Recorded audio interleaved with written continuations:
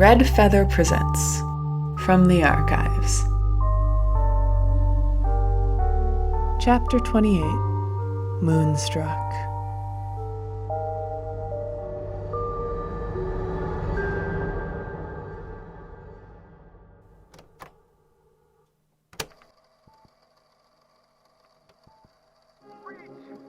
Oh, for goodness sake. Hello? Whoever's there, I'll have you know I've had a very long day and... Oh. Hi, Timmy. No, I did forget. No excuse this time. Sorry. Don't have one ready. You'll just have to make one up yourself. It's that obvious. It's Pearl. She's asleep right now. She got hurt, I think. It's hard to, I still don't have all the pieces of the story. Won't until she wakes up. Whenever that is. The invitation? Of course it's still open. Whenever you like. I'm there most of the time, so yeah. Once Pearl's better, you can get the story from her. Yeah, sounds good, Tim. Talk to you later. Well, now look what you've gone and done, Pearl. You even got Timmy worried. Mumbo's gone to get food, by the way. He'll be back in a little bit. I told him I wasn't hungry, but he insisted. Frankly, I think he just wanted something to do. Scar went home to get some rest and feed his cat, and I think Impulse went back to the Institute to help clean up. I'm sure they'll all wander back in eventually, if you're not awake soon. I know I'm not planning on going anywhere.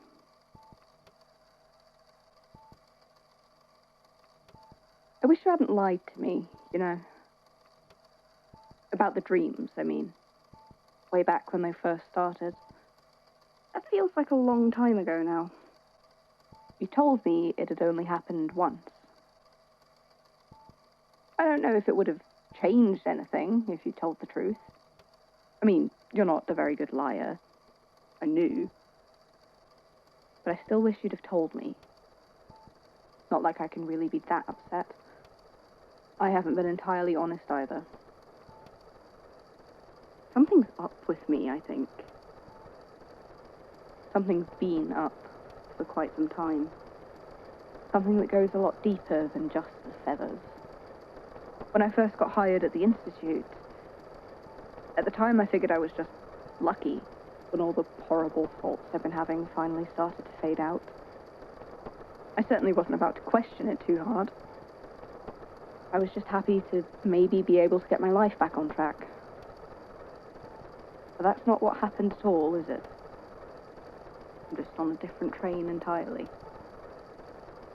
Hopefully this one doesn't also end with me smashing Scar's head open. I had quite enough of that the first time.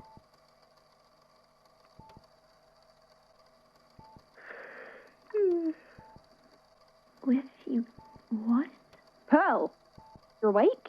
You're awake. How long have you been awake?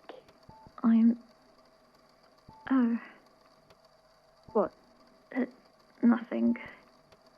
Is this a hospital?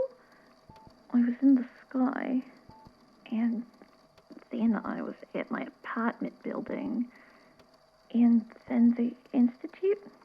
Yeah, I was hoping you could tell me what happened. Goodness knows I still don't understand. I actually think I remembered to bring, Well, maybe something hit the record button in the bag when I was on my way here. come on now. Yeah, I know. Korean? Yeah? What do I look like right now? Mostly the same, except your eyes. They look like the night sky. But other than that, still you. Good. That's good. Can you tell me what happened? I can try. I don't know how much of it was real. That's fine. Just tell me what you remember. From the top. I remember dreaming. It wasn't any different than it has been the past few months at first. The stars, and the moon, and the vast, empty sky. And me. I was looking up at them. So many more than I can ever see when I'm awake. Not really paying any mind to anything else around me because there wasn't anything else to even see. Or there shouldn't have been. Then I had a feeling, like a little tickle at the back of my neck. You know how people describe the feeling of being watched? So I turned around and you were there. Falling. Me? I think it was you. I couldn't see you very well. It was like you were too far away to see clearly. I couldn't reach you from where I was, though. I had to move, but when I tried to, I felt stable where I was, even though there was nothing but stars and sky under my feet. But when I moved to walk towards you to help, whatever I was standing on started to wobble or tilt. It didn't feel dangerous, not really, but it made me very aware of just how precarious it was to stand on nothing in a way I hadn't before in the dreams. I reached out into space and grabbed your hand and pulled you out of the fall. And then I should have woken up, I think. It felt like it was time for me to wake up. I knew I should wake up, and I just didn't. And I didn't. And I was trying. I was trying to reach out and feel my blanket so I could wake up in my bed. And I couldn't. And I looked up. And the moon was there. It was so close. Closer than it had ever been before. And it was still getting closer, and there wasn't anywhere I could go, and I was alone, and I couldn't wake up. It was so bright. I could feel the light of it on my face. And I know the moon doesn't really have its own light, right? Not really. It's all reflected from the sun, but I could still feel it. It felt warm, like an old familiar blanket. And then it crashed into me, or I crashed into it, and there was nothing but light. I woke up. I think I woke up. I might have still been dreaming. It was hard to think. My skin felt too tight and too loose at the same time, like it didn't fit right over what was under it. And my vision was all funny. I could see my bedroom and the city outside my window, but it all looked fake. Underneath it, I could still see the sky and the stars. It was like I was awake, but I was still in the sky, and the real world was just superimposed over it.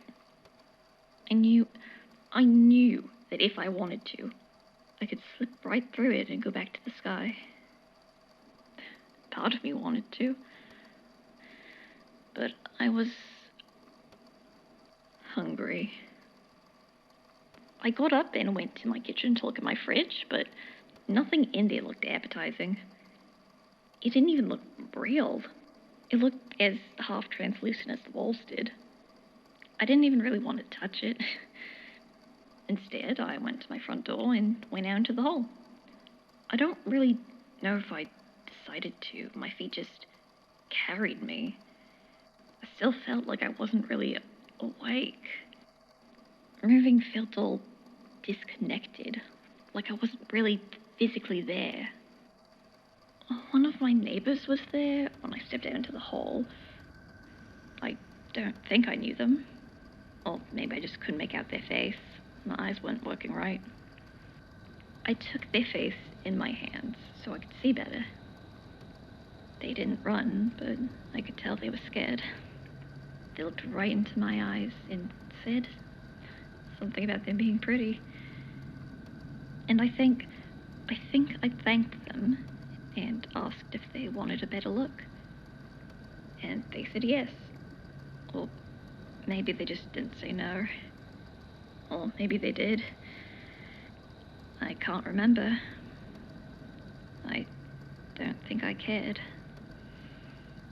The moon was overhead, big and close and bright, so I tilted their head back to look at it. I watched it fill up their eyes, and then they just sort of slumped, and I let them fall. And then I blinked, or I woke up, and the world was a little more solid around me. Instead of the sky underneath the world being nothing but bluish black, it was starting to bleed orange in the east, like early morning. The person I'd seen was gone. I don't know where they went, or if they were ever really there at all. My feet kept moving on their own. I wasn't sure where I was going, but I didn't really care. I felt floaty, like my head was still full of moonlight. Everywhere I looked, there was morning sky, and it was beautiful. I couldn't really think. I could see, but it felt like I was sleepwalking or dreaming still. Like I could close my eyes and I would just keep moving wherever I was supposed to be. The next thing I remember after that is standing at the doors of the Institute. I don't exactly know why I went there. It just felt like where I was meant to be. The world was still all thin around me wherever I moved. It felt like the closer I got to anything, the more the world faded out around me, and the brighter the stars got. I think I walked right through those big carved front doors. And then I don't remember quite what happened next. It gets all patchy, but you were there? Want me to fill you in? Please. Right. So, you'd been missing for 5 days at that point. 5? Really? Yeah. Nobody could get in touch with you. When it had been 2 days with no word, I borrowed Scar and his lockpicks and went to your apartment, but you weren't there. Your bed looked slept in, but you weren't in it. But there was no sign of anything bad happening, so I wasn't sure what to think. And, the moon was big. That was the other thing happening. Mumbo and I first noticed it the night you stopped responding to messages. It was like twice as big as it should have been then, and just over the course of that night it got bigger. It was... Well, for a few nights there I wasn't the only one sleeping in the archives. We were all spending basically every free moment going through the library and old statements, trying to find any mention of something that might explain it. But we couldn't find anything. I even went back to listen to your statement a few times. I knew they had to be connected somehow. Your dreams and you going missing and the moon. I just didn't know how. And I couldn't shake this feeling that it was my fault somehow, because the last time I'd seen you before you disappeared was in a dream, I think, and... Anyways. That morning, just after the Institute opened for the day, the receptionist at the front desk pulled the intruder alarm. There weren't many people in the building yet at that point. Just the 4 of us down in archives, the administrative staff, a few early patrons, and X in his office, I think. I hurried upstairs to see what was happening, and by the time I got there, the lobby was destroyed. All the lights were out. The doors were melted open, dripping apart into ink and stars. And there was a trail burned into the floor. Footprints that looked like nebula. You know, it was stupid, but I don't regret it in the slightest. I followed the trail. The footsteps got deeper and cracked the floor open further and further as they went, until I caught up to what was leaving them. It didn't really look like you. It didn't even really look like a person. It looked like a hole in the world into nothing. Just darkness and distant stars. All blurry around the edges, like they were torn or drifting apart. Disintegrating. The only feature I could really make out were the eyes. They looked like the moon. But I looked, and I knew it was you. I walked up to you, and once I was standing in front of you, I could see you. Inside. You looked scared. The first time I tried to touch you, I couldn't. My hand went right through into nothing. You didn't even seem to really notice. Just kept walking. I don't know where you were going, but the trail you were leaving was eating the floor, chewing it apart into this chasm that just seemed to drop away into space. I didn't know... To be honest, I didn't really care what happened to the building, or even most of the people in it. But you kept getting blurrier around the edges, losing more and more shape, and I was terrified you'd just fall apart in there, and I wouldn't be able to see you anymore, and there would be nothing left but space. So I tried again, and the second time I focused on the version of you I could see inside, the one I knew. Because I knew you were there, and that time when I reached out to grab you, I could feel your hoodie under my hands, and I dragged you in to hold on to you as tight as I could. And you just stopped. For a moment we were just standing there like that, and then you sort of collapsed. Almost dropped you, but I didn't. And I could feel your hair against my cheek.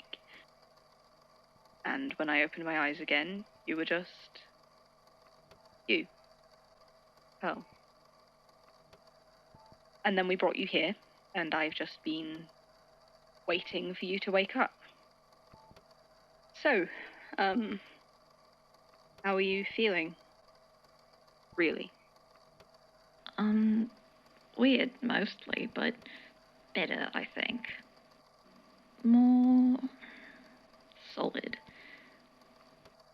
I can still see them. The stars behind everything. But they're not as bright anymore. They're comforting, almost. And my head is a lot clearer. I think I'll be okay. I just need to adjust. Well, you better be. Who's going to tell me when I'm being an idiot if you aren't around? Honestly, how did you last 5 days without me? Surprised I didn't wake up to find you to run off to Cleo's again to get turned into a stuffed parrot. Okay, you could give me a little more credit. Absolutely not. You've proven you can't be trusted with it. Actually, that reminds me.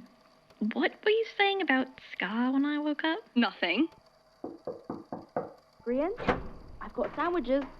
Oh, Pearl, are your eyes... You've fallen into my trap. I'm actually not Pearl. I'm the Witch of the Stars, come down to bring wreck and ruin upon this world. Stop it. You're the worst. You know what? I'm going to eat all these sandwiches myself. I don't even know why I bother. No, wait, I haven't eaten in almost a week.